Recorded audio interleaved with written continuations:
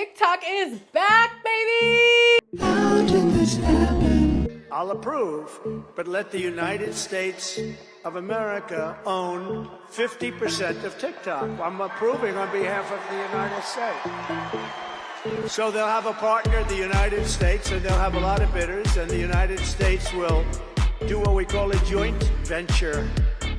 TikTok is worth nothing, zero, without an approval. You know, if you don't approve, they're out of business, they're worth nothing.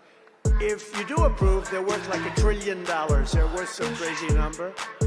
So I said, I'll approve, but let the United States of America own 50% of TikTok. He thinks TikTok would be worth $300 billion with it, emphasizing the advertising revenue potential from, quote, 200 million potential highly engaged US customers.